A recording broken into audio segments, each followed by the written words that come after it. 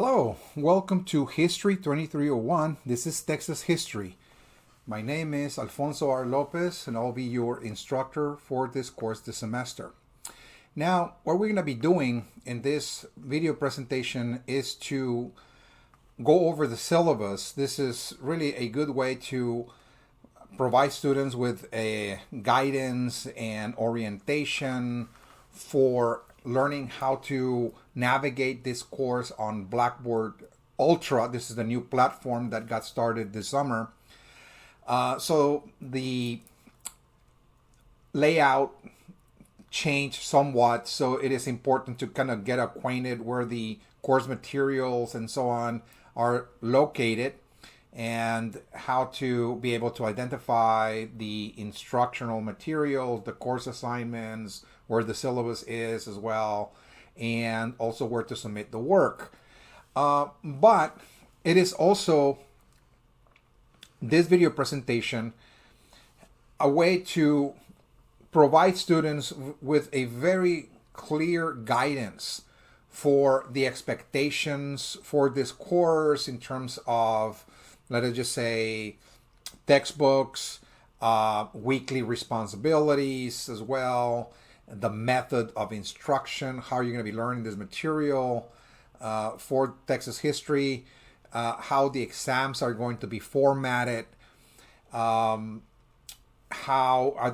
grading takes place, what are the expectations in the exams, and also the policies regarding AI and so on. All of this is going to be explained in this video presentation. We're going to be talking also about extra credit assignments as well, and the major course assignment that is due at the end of the semester, early December. Everything will be explained here, so consider this video presentation as the first day of class. Let us just say when you meet the instructor, and the instructor explains pretty much everything you need to know about this course, so you don't feel lost on one hand, but also to know very clearly what are the expectations, the requirements, how you can prepare for the exams, not only to pass them, but also to excel as well in this course at the end of the semester.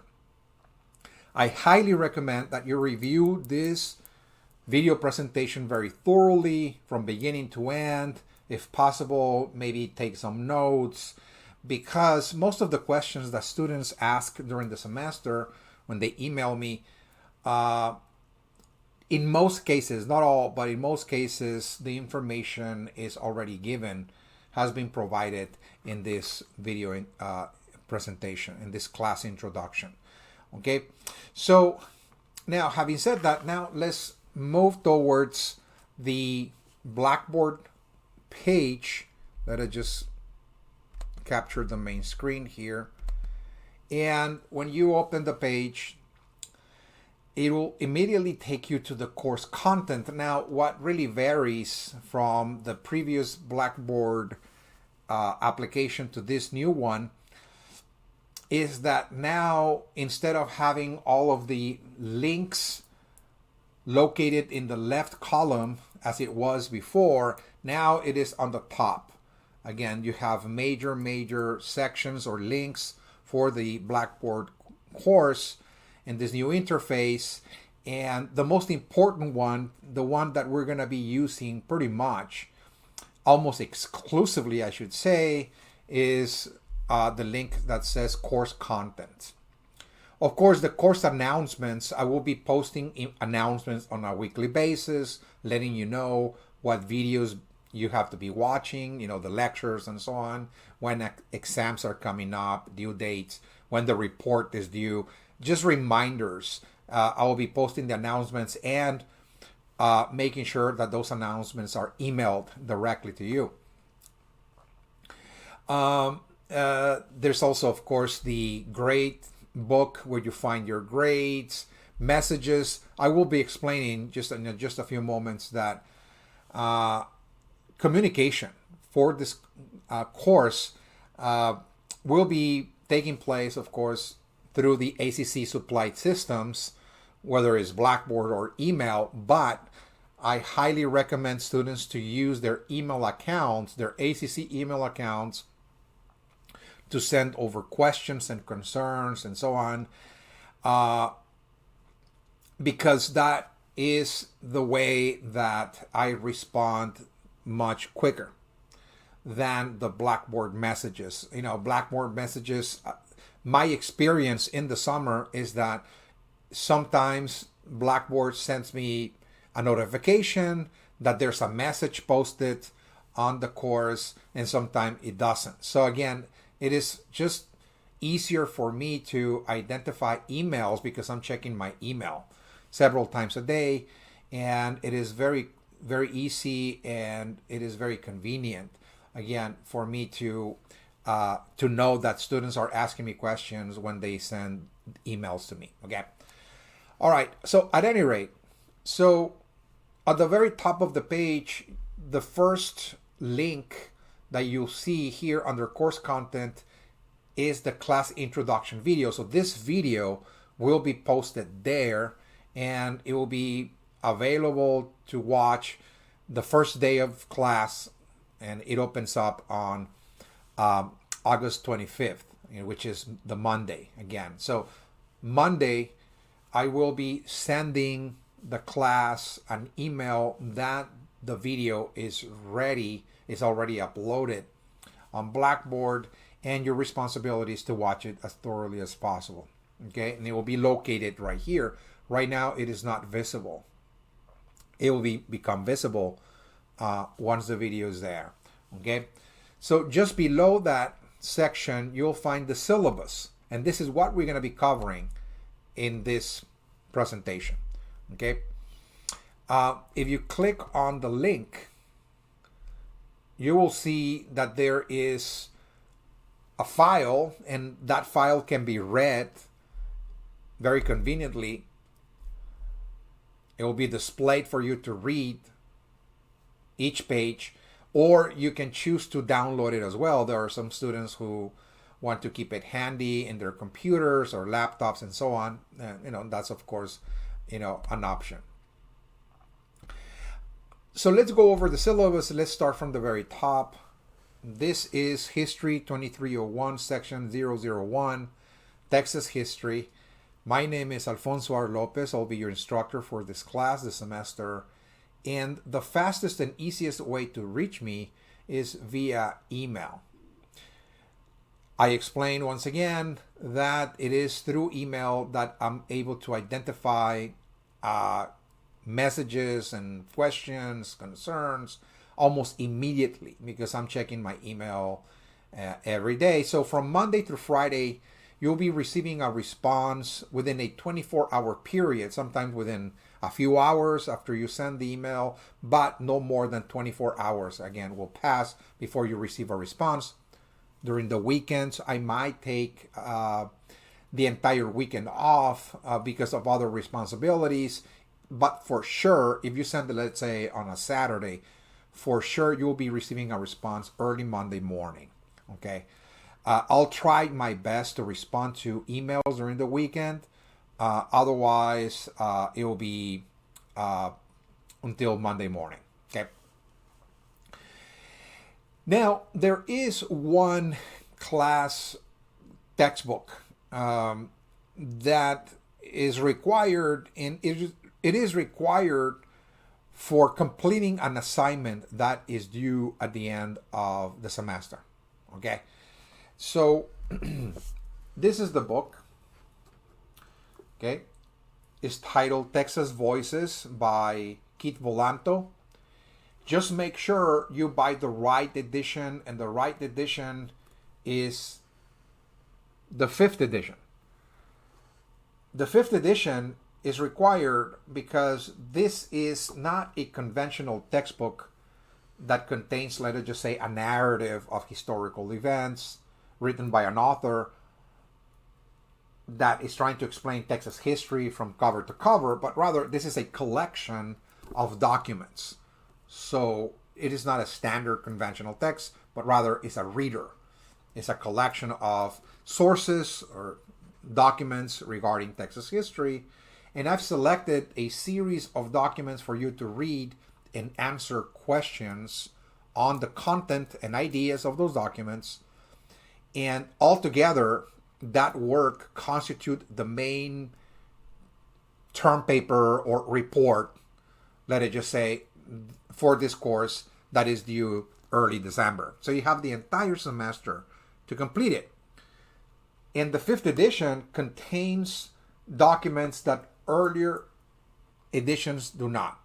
So people, some students have emailed me in the past saying, well, I just cannot locate 3 or 4 of the documents that you listed. They're nowhere to be found. And the reason is that they got the 4th and the 3rd edition and so on. So it is going to be very problematic if you buy an earlier edition because you're not going to be able to complete this assignment. Okay, the documents don't match whatsoever. So try getting the right editions. That way, you avoid hassles and delays. Now, as far as I know, the Highland campus bookstore is the one that actually carries this text.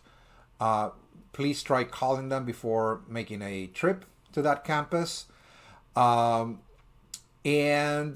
also try buying this book within the next few weeks or so, because as far as I know, the ACC bookstores return unsold copies back to the vendor at midpoint in the semester. I believe that by late September or so, they start slowly but surely sending back the unsold copies, believing or assuming that students who did not buy the book by that point in the semester probably bought the book somewhere else. Okay, so they don't wait until the end of the semester to send unsold copies. I'm just letting you know, because students who wait long enough to buy the textbook, let it just say by October or so, they find out that the bookstore is out of stock, and they're scrambling to get a textbook somewhere, and it takes time. Again, you can still get it from Barnes & Noble, for example, or other vendors, but it's going to take time for you to receive the copy on the mail. So that is the main text that is required for this course. And once again, is not to follow up on the lectures. This is not something that you're doing week by week and doing readings, but rather is just for this assignment. Okay. All right.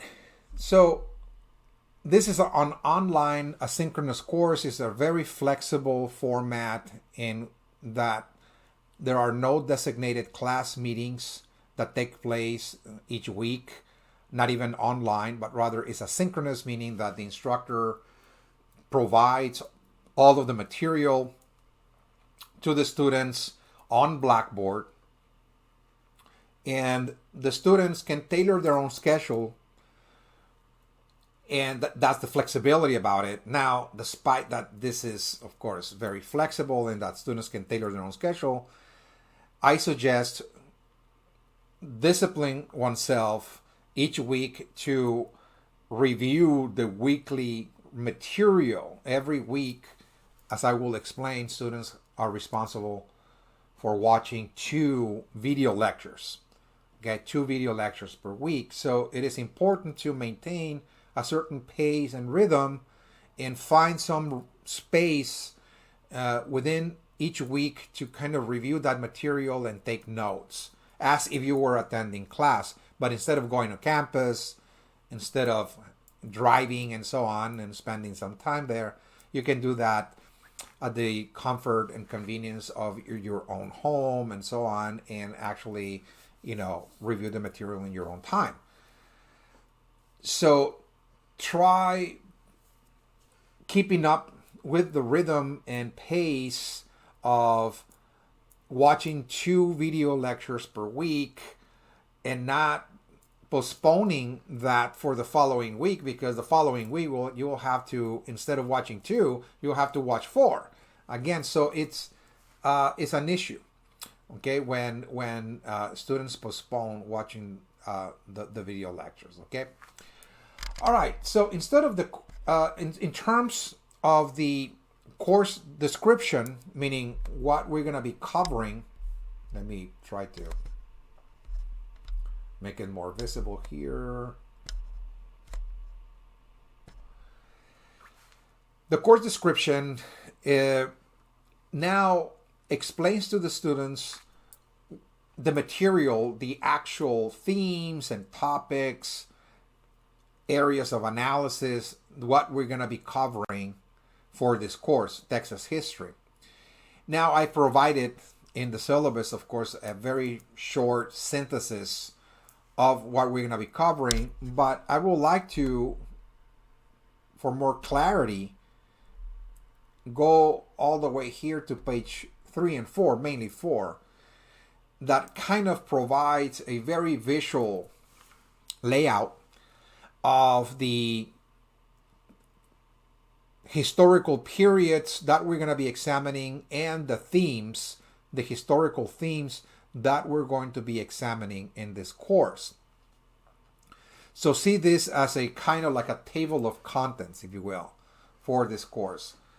And we divide Texas history, it is really Texas history thoroughly, from its very early ancient origins all the way to the present. So instead of like dividing Texas history between, let us just say like U.S. history is divided between the first part and the second part and so on, this is a complete survey of Texas history from the ancient origins all the way to the present day. So the way that I have divided the time frame, which is vast, it encompasses not only hundreds of years but thousands of years, I've decided to divide Texas history into 3 main historical epochs or periods. Okay, the first one, I call it the indigenous Spanish and Mexican backgrounds. Okay, this is the kind of the formative stages of Texas history. It starts with, in this historical period, the first topic or theme that we're going to be assessing. So as you can see, the organization of this course is thematic. It goes by themes. Themes that kind of explain very clearly and very thoroughly an aspect of Texas history that was integral in the development of Texas, okay, historically. Okay, so we start with the indigenous peoples of the Americas and Texas. This is foundational.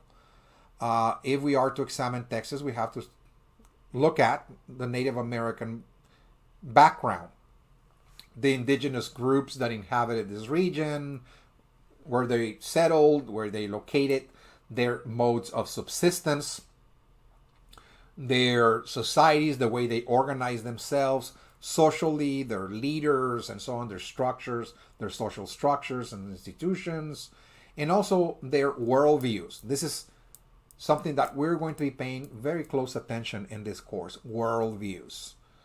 What is a worldview? Well, again, it is the way that people construct reality. You know, around the world, when you look at human societies, cultures, and civilizations, there are many around the world. What really marks the difference between one civilization and another, one group of people and another, is the way they frame reality, the way they view the world around them. Okay? The way they interpret the world of meanings, the world of ideas and beliefs, what we believe the world is all about, what life is about, what is real, what is unreal, what is the meaning of life and death, for example, and so on. And we express that through our religious institutions and ceremonies, rituals, and the like. So this is something that we're going to be assessing across the semester, not in every topic, but when it is pertinent to do so, we are going to be examining worldviews, how people look at the world around them. Okay, so here it is very pertinent to do so. The Native Americans constructed a world that was meaningful for them, and this is what we're going to be assessing by looking at their religions and their beliefs and religious practices and ceremonies and the like. We're going to gain an understanding of how the Native Americans actually looked at the world. Okay, and we're going to see, of course, very specifically groups within Texas. The second topic is going to look at the Spanish background, because Texas as a region, what we today call the state of Texas, of course, now it is a political entity that is part of the United States, of course, but it is a geographical area that was populated by Native American groups at one point, and then at some point, starting in the 1500s, we see the arrival of the Europeans, particularly the Spaniards. And they were not only exploring the Americas, but also establishing claims to certain territories and building colonies. It's the Spanish colonization process. Okay, so we see that this region that today we call Texas is going to be incorporated into the Spanish Empire. It will become a province of a colony called New Spain that was headquartered in Mexico City. And we're going to see the process of that. Again, the arrival of the Spaniards and how the Spaniards interacted with the Native American groups. And then the encounters of those two worlds, the Native American and the Spanish world, that was very, very dynamic, because it involved not only trade and cooperation, but also conflict and violence as well. I mean, we're going to be exploring that. And also the process of establishing towns and settlements and religious missions. In other words, building a colonial society. How the Spaniards brought their own worldview centered on Christianity for the most part, but also centered on warfare, because it's a warlike society. The Spaniards, we're going to pay attention to that. We're going to look at the background of Spain. In other words, we're going to look at Spanish society, the main institutions, the main values and practices that the Spaniards developed over centuries, and how all of this Spanish world is going to be transplanted into the Americas. And again, Texas is going to be kind of molded in that fashion. So we're going to see the Spanish colonization of Texas, again, in the second topic. The third topic is going to look at the Mexican background, because at some point, the colony of New Spain, that was headquartered in Mexico City, at least the capital, is going to break away from the Spanish Empire. This is the independence movement. This is something that we're going to get to see in the third topic. The movement of independence, how the new Spaniards, as they were called, including the peoples of Texas, rose up against the Spanish institutions and the Spanish monarchy, declared independence, and there was a whole revolution, again, that unfolded from 1810 to 1821. Now, in 1821, finally, New Spain got its independence recognized and became the Republic of Mexico. And Texas, from this point onwards, becomes a province of Mexico. It's no longer part of Spain, but now is a province or a state within this new Mexican nation. So we see in this topic the rise of the Mexican Republic and how Texas became integrated into this new political entity, and how Mexico was attempting to govern Texas, how it affected Texas, particularly with the policies regarding immigration, meaning that Mexico established immigration policies and open door policies to allow Anglo-Americans to settle in Texas in order to not only populate it, but also to develop an economy, to make it more and more productive, more capitalist, if you will, And so this invited, if you will, tens of thousands of Anglo-Americans to come and settle in the province of Texas. And again, so we cover 3 topics, and then we have an exam over that material. I'll be explaining the exams in just a few moments. Then we move into the next historical epoch, and that is independence, nationhood, and civil wars from 1835 to 1876. This is mainly dealing with the middle part of the 19th century. That was really very, very turbulent for Texas because it involved, number one, as we'll see in topic number 4, the Texas Revolution. Texas is going to now break away from Mexico. It broke away from Spain during the revolutionary independence movement.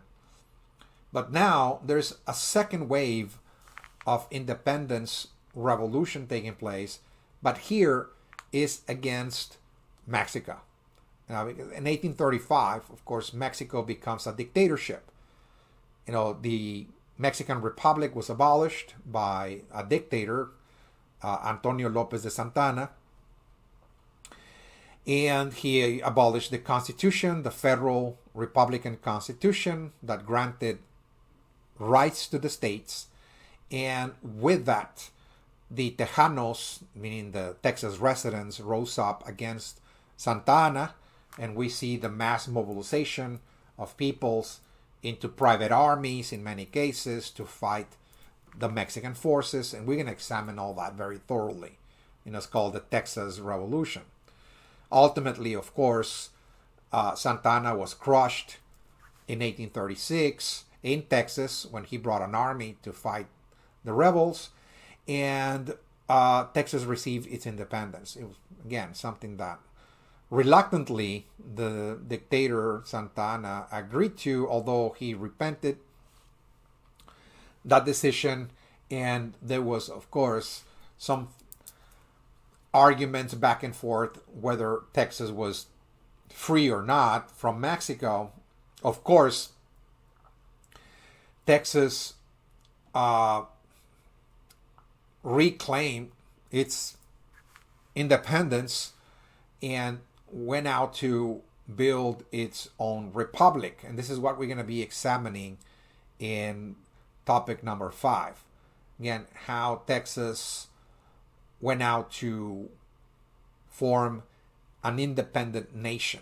It was really a republic from 1836 all the way to 1844 for 9 years or so.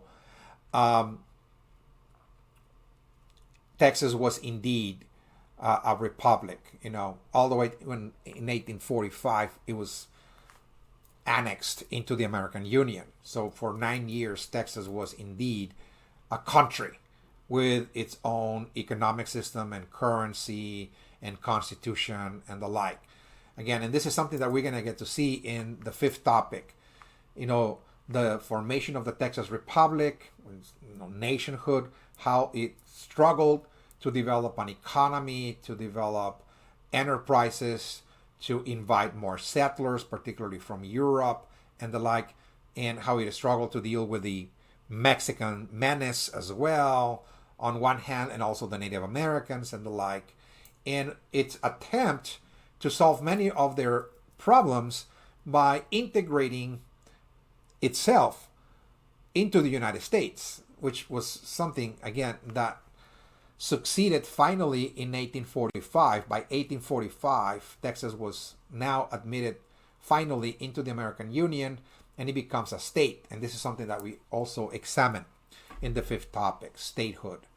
Okay, the transition of Texas from being an independent nation to be now an American state, and how the state of Texas becomes not only integrated into the American Union, but it became more so integrated into the southern economy of the United States.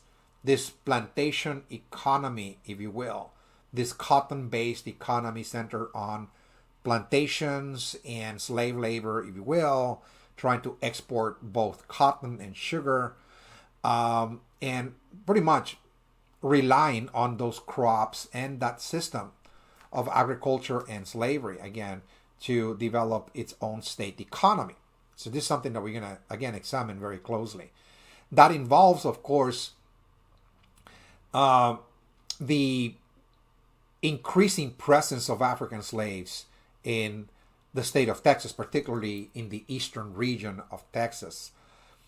So we see yet another great contribution here in the development of Texas, and that is the contribution of people of African ancestry that are brought into the state of Texas to work in the plantations. So we got yet another ethnic group becoming an integral component of the demographics of Texas. It's not just Native Americans, it's not just people of Spanish and Mexican heritage, in Anglo-Americans, but also African Americans. So again, the state of Texas, as you can see, is becoming quite diverse, ethnically speaking. Okay, and its composition as it's developing from decade to decade, from century to century. Finally, in 1860, due to, of course, problems in the American Union between the northern and the southern states regarding a host of issues, perhaps the principal one was what kind of economic system is the country going to develop? What is going to be the main form of building an economy in the United States? Is it going to be industrial capitalism as it was taking place in the North? We see the rise of factories in the North, large urban centers, what we today call industrial cities, the gradual rise of a middle class. We see wage labor, people earning their living through wages in the North as well. We got railroads and we got steamboats, transportation systems, really integrating the economies of the northern states together.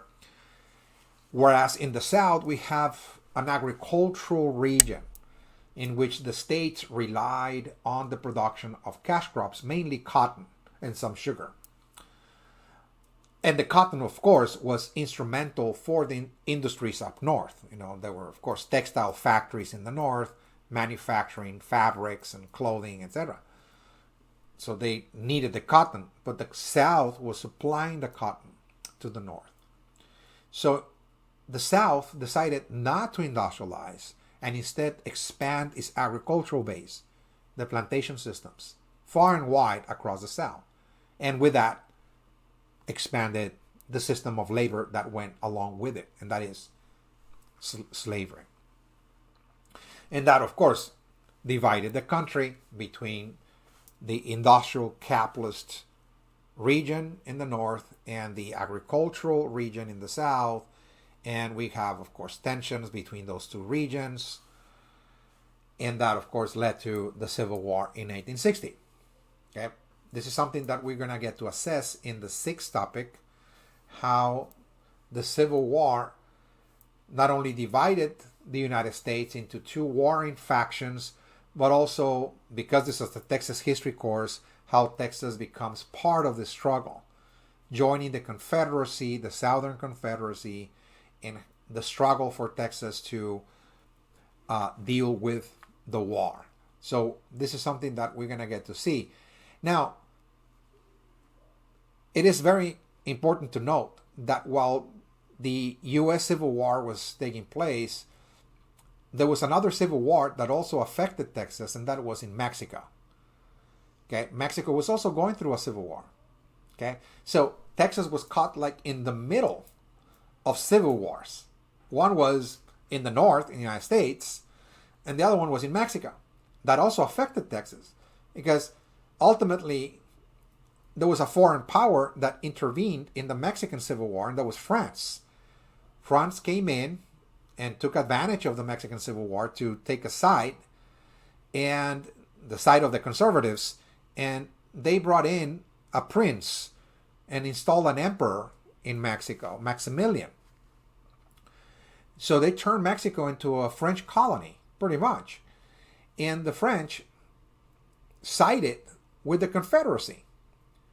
Okay, they aided Texas. The French were funneling, of course, weapons and supplies to the Confederates in Texas. And what we see is Texas being caught like in the middle of powers that were fighting to determine the future of countries. And one was, of course, the United States in the north, and Texas was fighting again to preserve its independence as a Confederate state, but at the same time, it relied on the assistance of a European power, the French, who were assisting the Texan Confederates, of course, and that, of course, invited the British to intervene as well in both wars. The British came in as well to assist the Union, the North, in the United States, and to also help get the French out of Mexico as well. So again, we got, Europeans coming over to America, if you will, intervening in those conflicts, and Texas was kind of caught in the middle of that. Okay, this is something we're going to get to see. Once we cover those three topics, then we have another exam, the second exam. The final epoch we're going to look at is the more recent times, the late 19th century that started modernization. We see also the Age of Reform. The early 20th century is known as the Age of Reforms. And of course, the more recent contemporary times is a time marked by what is called globalization. So this is what we're going to be examining in Texas history, the attempt of Texas after the Civil War to enter the age of modernity, to modernize its economy and society by industrialization. Okay, beginning the first industrial revolution in Texas. Okay, so we're going to see foreign investors and companies, particularly, in the area of energy, mining, timber, coal, and of course oil. We see the development of the oil industry in the state of Texas, and other, of course, industries that flourished, that gave rise to large industrial cities: Houston, Dallas, Fort Worth, San Antonio, for instance, Laredo as well, among others, El Paso and the like. So we see Texas now developing a more modern outlook, railroads, modern systems of agriculture, commercial agriculture, and the like. Again, it wanted to be on a par with the most advanced states in the Union. We're going to get to see that in the seventh topic. The eighth topic is going to look at reforms, the economic crises that affected Texas, crises that the modernization process caused for the peoples of Texas. Modernity, this idea of trying to industrialize very rapidly, implement a capitalist system, and build large cities, came with a great cost, of course. It displaced a lot of people. Farmers lost their land, in many cases, to the large companies. Many of them were forced to come into the cities to work in factories, and they were, of course, exploited there. And, of course, the working class also was, again, part of the problem. Again, in terms of facing harsh conditions at the workplace, they face the rigors of discipline in the factories, worsening conditions in terms of safety, low wages, you name it, lack of insurance and compensation. And of course, that led to massive mobilization of peoples, that wanted reform. And we see the organization of farmers, the organization of workers into trade unions and the like. And this is what we're going to be looking at, how they attempted to bring about change and reform in the state in order to address their own problems. And of course, another critical issue that affected Texas was the Great Depression, the crisis of the capitalist system, the crash of the stock market in New York, of course, led to the Great Depression, massive unemployment, evictions, foreclosures, starvation, hunger, you name it. And we're going to see in this 8th topic how the state of Texas was attempting to deal with the Great Depression and implementing policies that sometimes differ from the federal policies implemented by FDR in the New Deal. So while the President of the United States was trying to deal with the Great Depression by implementing, of course, recovery and reform policies, trying to provide assistance and jobs for people and so on, like Social Security and the like, or federal jobs and so on, the state of Texas was kind of taking a different approach. And this is something that we're going to get to see as well in this topic. The 9th topic, the age of globalization, deals more with more recent issues. You know, how Texas, particularly after the Great Depression, as we move into the 1940s, this is something that was largely propelled by the Second World War. We see of a more globalized world where nations can no longer remain isolated from the rest of the world. Okay, this really was a war that affected directly, for the most part, but also indirectly, most nations around the world. And so nations had to participate in one way or another in this conflict. And so as the United States becomes more and more involved in world affairs, a major player, we should say, Texas is also becoming part of this process. And the Texas economy is now plugged into the world economy as well. This is something that we're going to get to see as well. How Texas is opening up economically to the rest of the world. And we see also influences from the outside coming into the state. More and more investment is coming in, the development of more and more industries in the state of Texas, how the Texas economy is becoming a major exporter of food and beef and oil, among other products. We have defense systems as well, industries in the state of Texas. And much later, at the end of the century, we see the digital, of course, industries as well. They're kind of like the Silicon Valley type, of industries emerging also in Texas, computer related and the like, digital technologies and the like. Of course, we got immigration. We see an increasing, of course, diversity in the state of Texas as a result of more and more immigration from different parts of the world as well. This is what we're going to be covering, of course. Now, as you can see, we got 9 topics to cover in this course. They're organized thematically. And the way you're going to be learning this material is through recorded video lectures. So instead of assigning readings for you or etc., chapters or articles, we're not going to be doing any of that. But rather, all of the material that I just explained the last 20 minutes or so, you're going to learn it through lectures. So it's a lecture-based course. And I've recorded all of my lectures that are identical to the lectures I provide in person. Okay, identical, no different whatsoever. So it is a virtual experience of an in-class course. Okay, that's why I assign 2 lectures per week. So I'm giving you kind of like the experience of, for example, the students who actually go to campus and take classes, again, is pretty much twice a week.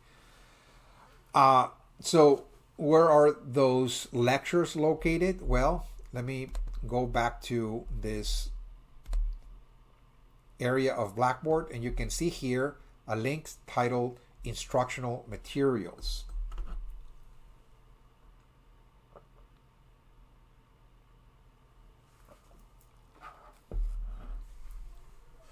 If you click on it, you'll see two folders. One is called Recorded Video Lectures, and the other one, the Lecture Outlines. They go together because every lecture has an outline.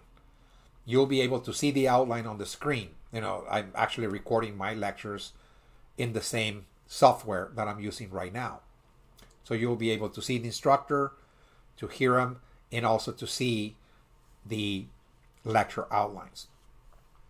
So if you click on Recorded Video Lectures, you'll see 9 folders. And those 9 folders correspond to the 9 topics that I just explained a few moments ago. And each folder, each topic, when you click on it, contains 3 video lectures. They span for about an hour and 20 minutes, which is give and take the duration of an in-person class in campus. Okay. So your responsibility is to watch 2 lectures per week.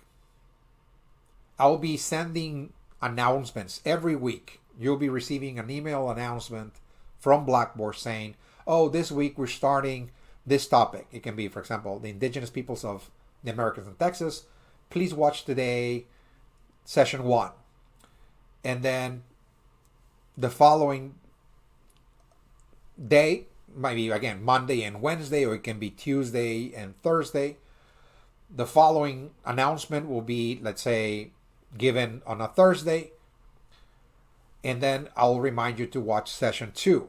And then the following week, so on, I'll remind you where we are. Now watch session 3 of this topic. And when we shift to the second topic, the Spanish colonization of Texas, I'll announce that we're starting a whole new topic.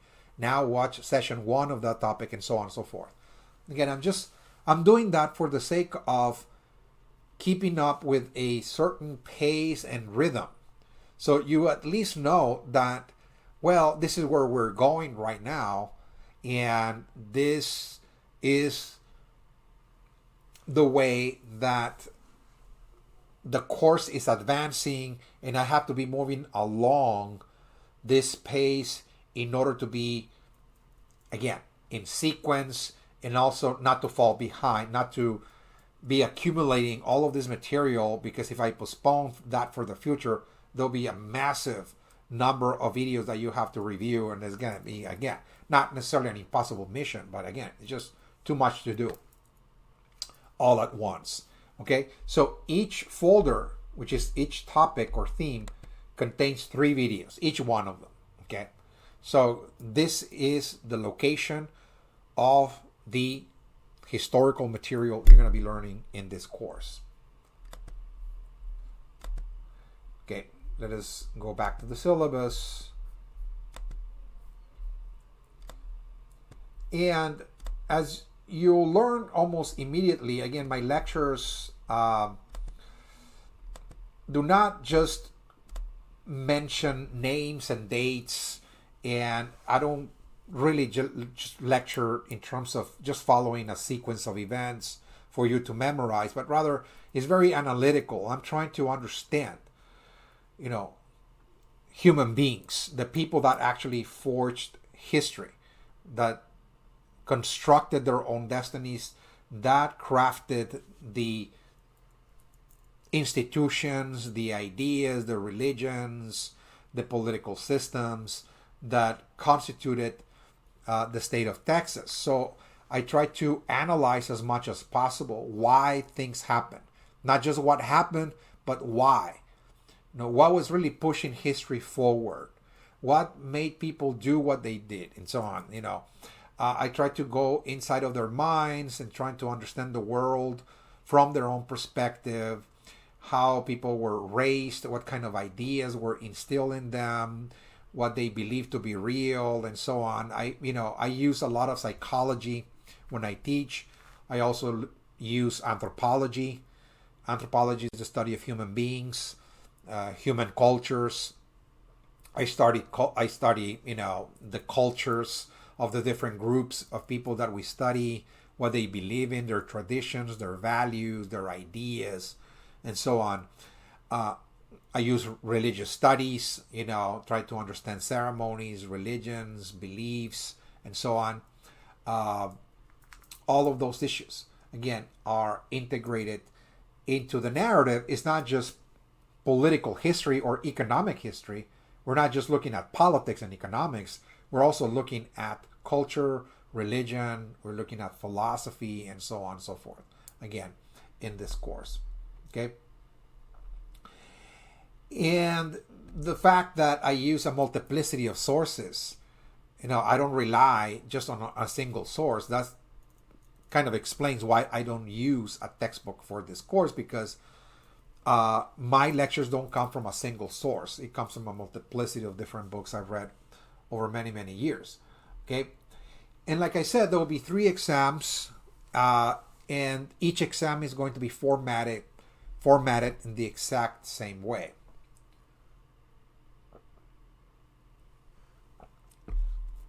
And that is that the exams are not going to be timed necessarily. They're not going to be taking place at a specific day and time, but rather they're formatted more like a writing assignment in which students have about 5 weeks to complete the assignment.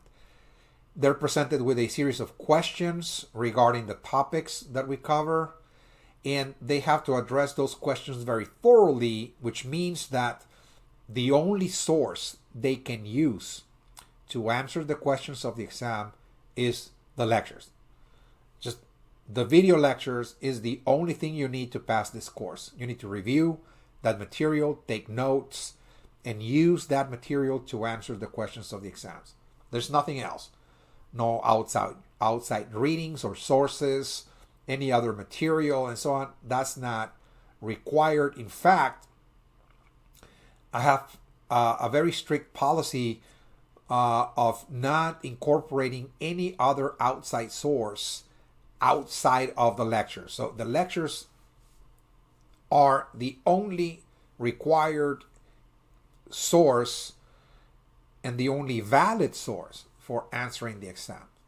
Any other source will result in the disqualification of your work. So if I start reading in the narrative of your answers ideas or information that was not provided in the lectures, your work will be disqualified. So I highly recommend not paying attention to any other source other than the lectures, because this is just going to lead to failing grades. And if the instructions are very clear in this regard,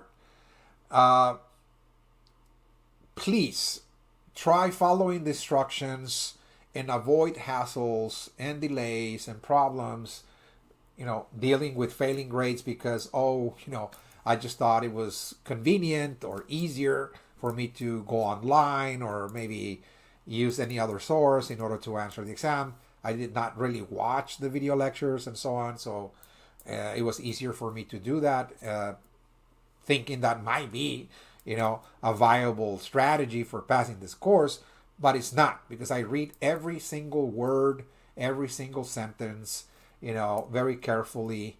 I read the answers the way they're constructed, the way they're articulated, again, and I can spot very, very quickly whether the material is being gathered either from an outside source or if the writing seems a little bit more generated by, let us just say, computer software, can be, AI, etc. More, of course, will be said regarding AI in just a few seconds. As of now, let us continue looking at the exams. So the exams, let me just go back to, let me just say, this section, course assignments. If you're wondering what the course assignments are, again, it has all of the assignments for this course. The exams, the instructions are located here. First, second, final, and the report. Those are required to pass this course. And the extra credit assignments, they're optional. They're not required. It's only when students want to add points to their exams, and I have provided 3 extra credit assignments in that folder. It involves reading an article and answering questions on the ideas and content on that article. And they can add up to 10 points to each exam. Okay? But the other 4, the first, second, and final exams and the report, those are mandatory. So let us click on the first exam. And we see the instructions here. Tells you the format, the guidance, and so on, the guidelines for completing this exam. But it involves, again, 2 parts. Part 1, the topic section for 70 points, involves choosing 1 topic from a set of 2. So you can either do the indigenous peoples of the Americas in Texas, or you can do the Spanish colonization of Texas. Just do 1.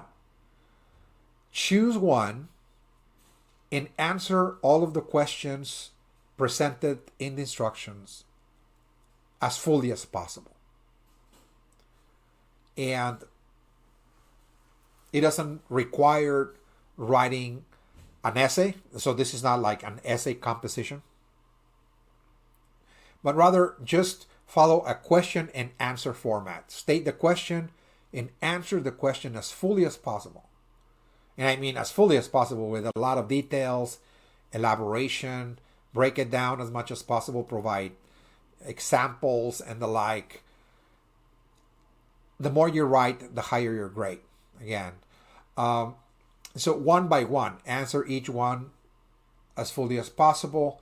And topic 1 must be at the very least 5 full pages, double spaced. Okay, part 1. Part 2,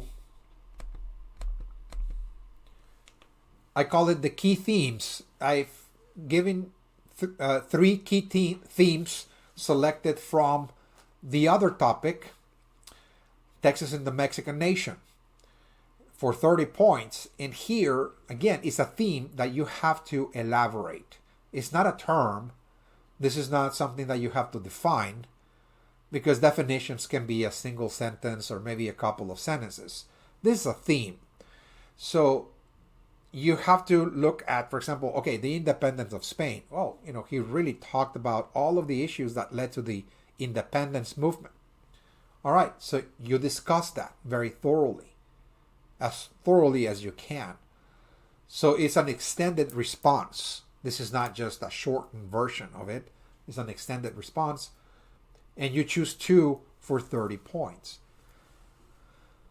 Many of the issues that students have faced in the past dealing with low grades is the fact that they concentrate on excelling on part 1, but when they got to part 2, they just wrote a couple of sentences and so on. So they did not earn more than 75 for the exam, just because if I see just a couple of sentences or just a very small paragraph written per key theme, I mean, that's not really going to get you to the B. Okay? So you really need to expand your responses as much as possible. Now, having said that, I mentioned that although this is really, again, a writing assignment that you have about 5 weeks to complete, is, again, the first exam is due on the October 2nd, again. So again, you really have a lot of time.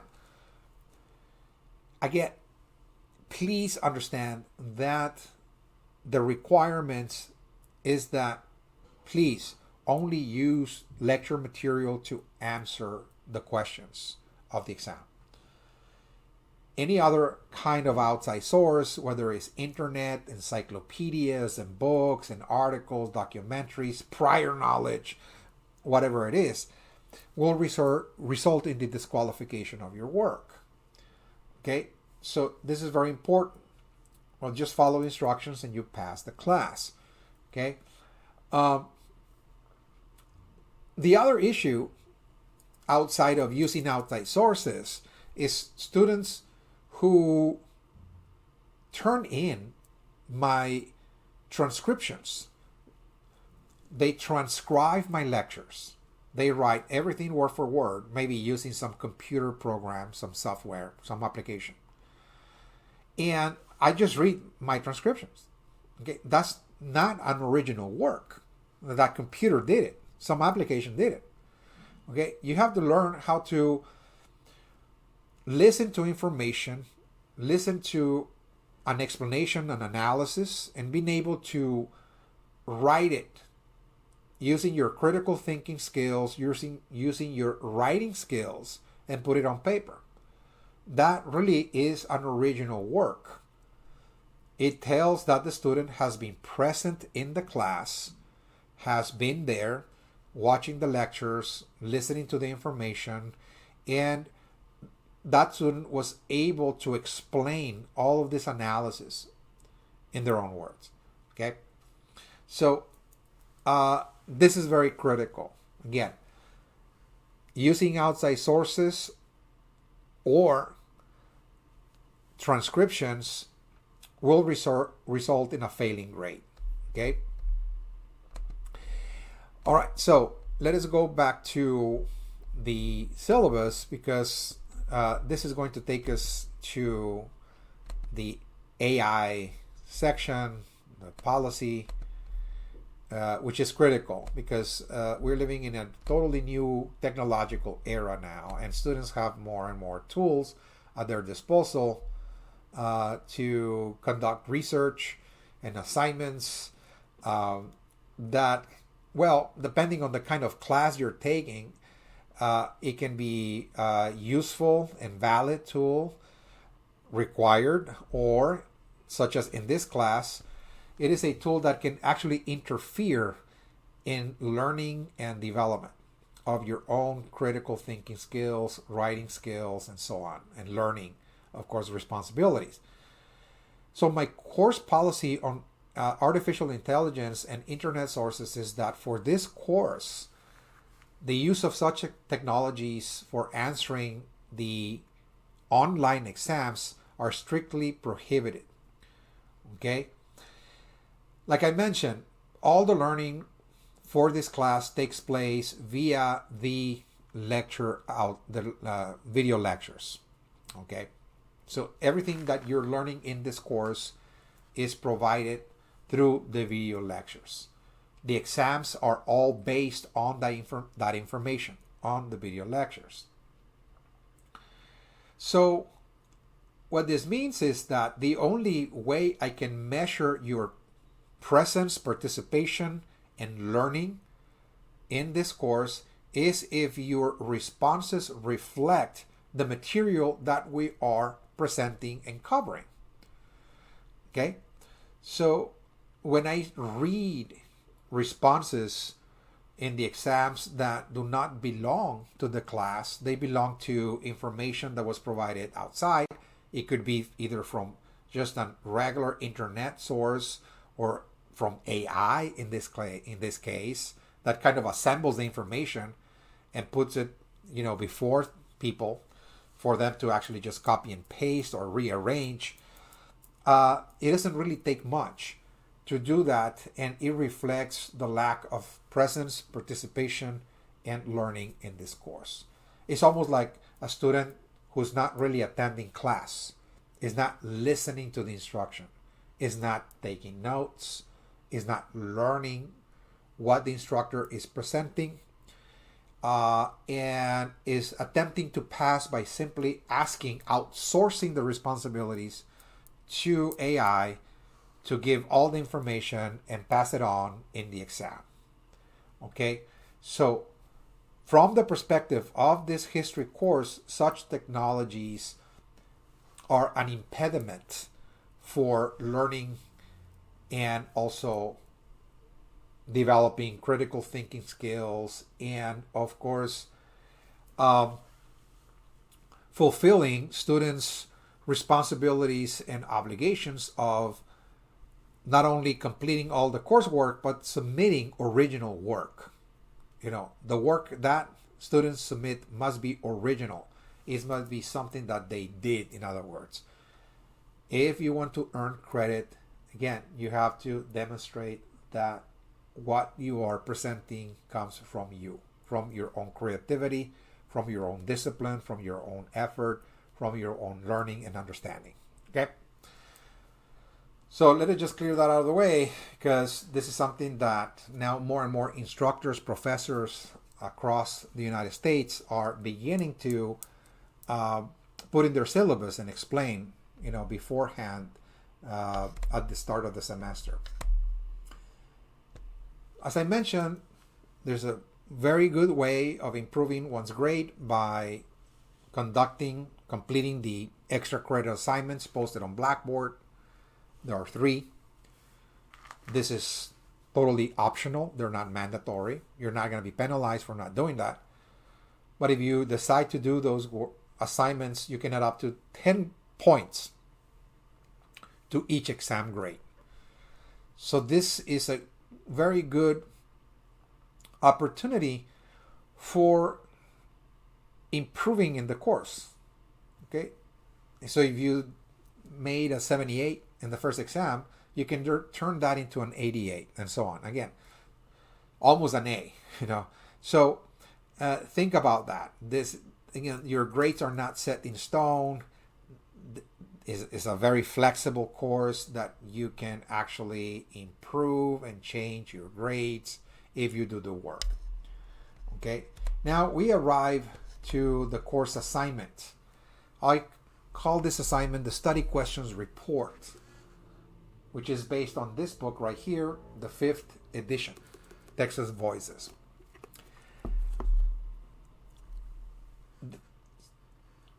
I selected about 10 documents. They're very short reads, about 3 pages each document, thereabouts. And your responsibility is to read the documents and answer some questions on the content and ideas of the document. So the instructions are posted here in the syllabus. Those instructions are also available under course assignment. Again, you can actually get them there as well. And the instructions will tell you the chapter number, page number, the title of the document, and the questions that must be answered. Okay. The format for this report is to begin in each page with the title of the document at the very top of the page. So you write the title, Alvar Núñez Cabeza de Vaca encounters Texas coastal Indians, and then follow a question and answer format. Question first, answer, question, answer, and so on. And ideally, each document must contain 1 full page worth of answers for all the questions presented on that document. Okay, you move into the next document. Then you begin at the top of the page, writing the title of the other document and following a question and answer format in the same fashion, one by one.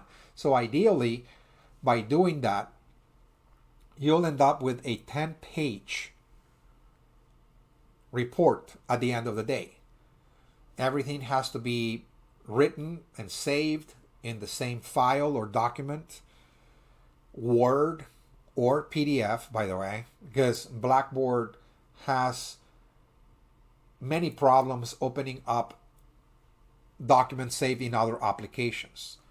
Okay, it's not guaranteed that it's going to open. In fact, as a matter of fact, the vast majority of the times that I try opening documents saved in some other applications, Pages and so on, it cannot be opened.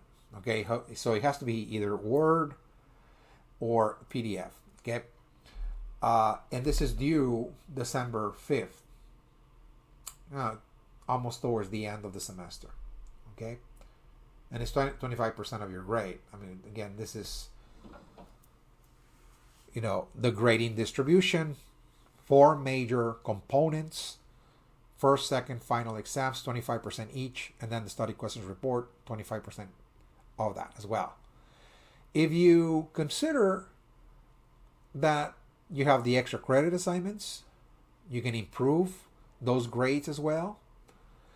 They're factored in the equation at the end of the semester. And also, please understand that there's two more factors that I also take into account when calculating grades, and that is effort and progress. So if I see that your grades are progressing from the first, second, and final exams from a C to a B to an A, okay, so this major improvement, if you think about it. And also, the other effort is that you completed 1 or 2 extra credit assignments, let it just say, okay? But yet, at the end of the day, you ended up with an 88.2, maybe 88.5 grade average. That's a B plus, but you see, if I take into account progress and effort, look, the student was really striving here. You know, they were improving significantly from the first, second, and final exams. And there's the effort, again, the extra credit assignments that were submitted and so on. That also has to be rewarded. And this is where I decide when I'm actually assessing grades individually at the end of the semester, I decide to give that student the push to get the A just because I see effort in progress present also in the equation. So they have to be present. It's not automatic. Well, he said that if I get an 88, I'm automatically being given the A. No. I have to see those two factors present in the equation. Okay? So it is a very flexible course. I'm helping students learn and also helping them pass if, of course, they demonstrate that they're doing the work. Okay? And having said that, please be advised that when it comes to withdrawals for this course, you have until November 20th to withdraw from this course. Okay? Some students really don't have a choice because of extraordinary circumstances that present in their personal lives. Of course, that's totally understandable. But if you're struggling, you know, with the exams or the report and so on, and you feel you can complete everything towards the end of the semester, you just need maybe an extension and so on, please talk to me. And if it is doable and workable from your end, in this case, that, well, you are indeed sure that you can actually complete everything, you just need more time and so on and so forth, you know, please send me an email and we can arrange an extension and so on, so you can complete this course successfully, that is to say, okay? Otherwise, you have until November 20th to withdraw, okay? The last portion of the syllabus deals with calendar dates. We got the first day of classes, Labor Day, September 1st. The last day to drop is November 20th. We got Thanksgiving holiday, as you can see, late November, and final exams, as you can see, the second week of December. Okay? And the final pages of the syllabus deal more specifically with week by week kind of tentative course schedule and assignments. What we're covering each week, the themes that we're reviewing, and then when we have the exams. October 2nd is the tentative date for the deadline of the first exam. We move into part 2. We cover 3 more topics, and then we have the second exam on November 6th. And we cover the last portion.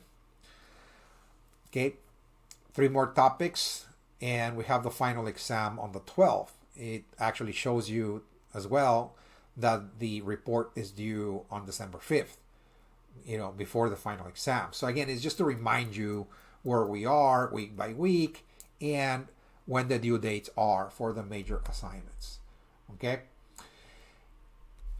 Now, the last portion of this discussion deals with where are you supposed to submit, you know, each one of those course assignments.